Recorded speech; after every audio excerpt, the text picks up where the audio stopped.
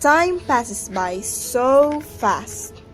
Red turns blue, black turns gray, youth goes old.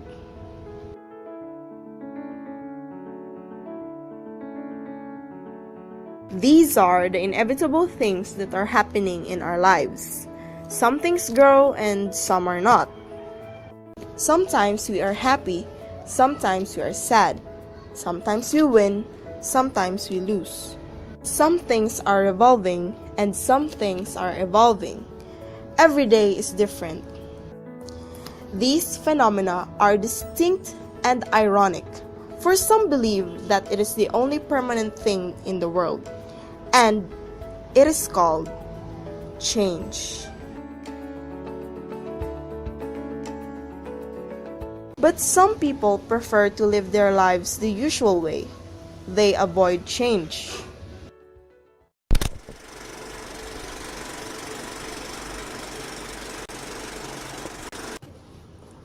His name is Rick. He's tall, dark, and never mind. He has a friend, and her name is Lay. They are both humble, funny, and sociable. But in terms of academics, they are not that smart. You can say that they are just average students. And like the other students, they are always just having fun in their leisure time, sleep during class hours, and copy one's assignments. Until one day, when their exam in math was ended, they both received the lowest score.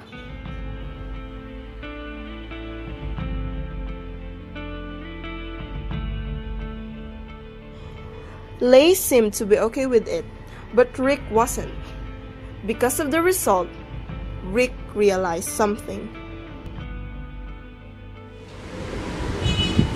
Hey, What? it's the first time that I received those kinds of scores. You're still not over it? It's okay, Rick.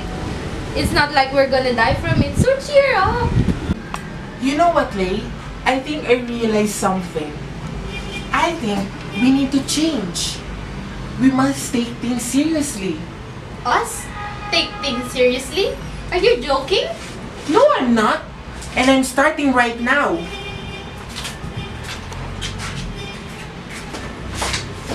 So that's why you called me to go to your house to do group studying? This sucks. Hey, real talk. I think we really need to study harder.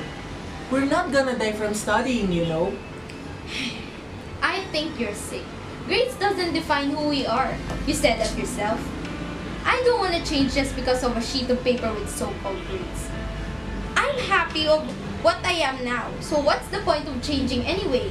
I'm out. Wait. Yes, I said that. But that's so long ago. Whether we have these grades or not, we need to study.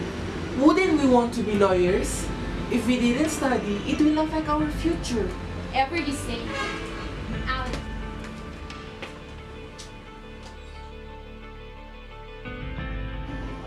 And that moment changed their lives.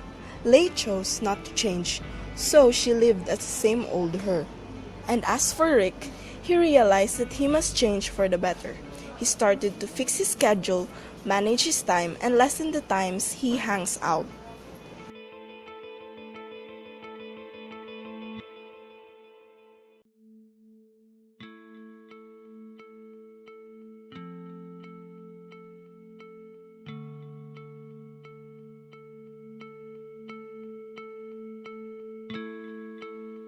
He studied every subject and began to ace all of them.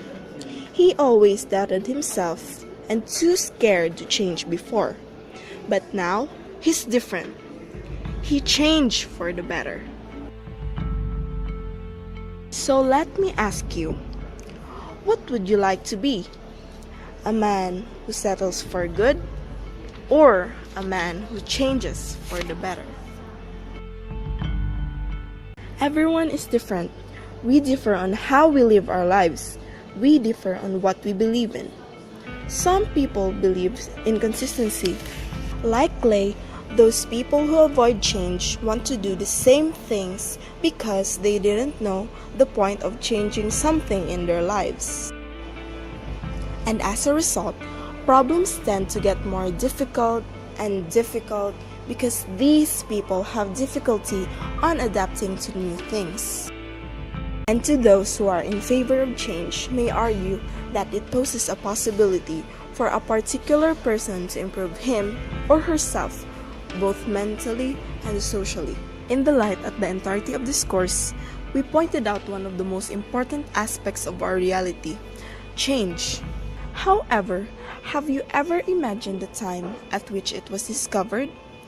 The persons who contributed in building its fundamental notions?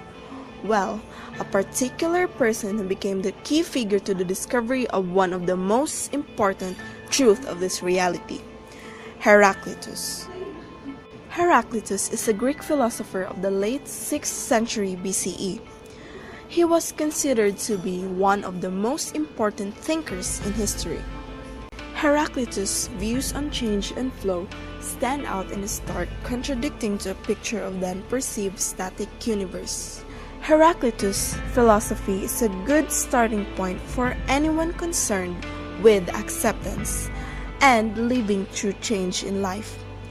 He believed that there is nothing permanent in this world except change itself. Let's try to know more of the face behind all those inspiring teachings. The truth is that little is known of Heraclitus' life. Most of what has been handed down consists of stories apparently invented to illustrate his character, as inferred from his writings. He was a Greek philosopher of Ephesus, a prominent city of Ionia, the Greek inhabited coast of Asia Minor, and was active around 500 BCE. According to one account, he inherited the honorific title of King of the Ionians, but he resigned it to his brother in exchange for a normal life. Unlike most other early philosophers, Heraclitus is seen as independent, and he himself implies that he is self-taught. He has been variously judged by ancient and modern commentators to be a material monist or a process philosopher, a scientific cosmologist, a metaphysician, or a mainly religious thinker, an empiricist, a rationalist, or a mystic, a conventional thinker or a revolutionary, a developer of logic, or one who denied the law of non-contradiction, the first genuine philosopher, or an anti-intellectual obscurantist. Heraclitus criticizes his predecessors and contemporaries for their failure to see the unity in experience. He claims to announce an everlasting word, or logos, according to which all things are one in some sense. Opposites are necessary for life, but they are unified in a system of balanced exchanges. The world itself consists of a law-like interchange of elements, symbolized by fire. Thus, the world is not to be identified with any particular substance, but rather with an ongoing process governed by a law of change. The underlying law of nature also manifests itself as a moral law for human beings. Heraclitus is the first Western philosopher to go beyond physical theory in search of metaphysical foundations and moral applications. Heraclitus propounded a distinctive theory which he expressed in oracular language, but he is best known for that things are constantly changing, that opposites coincide, and that fire is the basic material of the world. But with all of this, we only want to focus on one teaching of Heraclitus. That is one of his doctrines, the doctrine of flux, and the unity of opposites. According to Heraclitus, the world is in an eternal state of becoming, and all changes arise from the dynamic and cyclic interplay of opposites.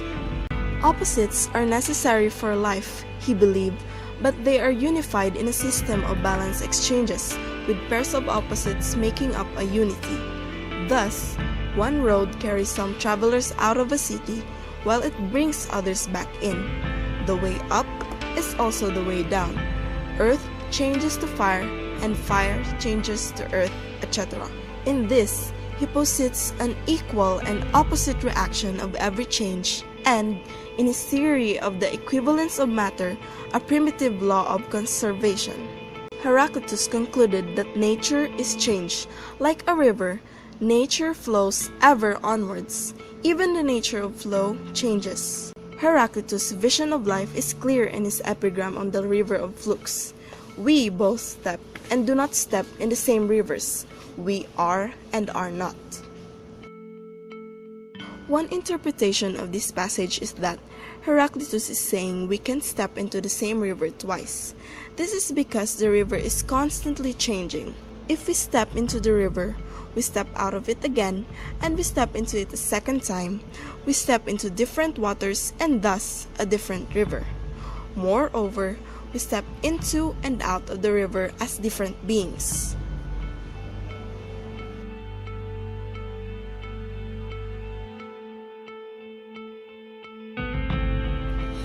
If we step into the river, we step out of it again, and we step into it a second time.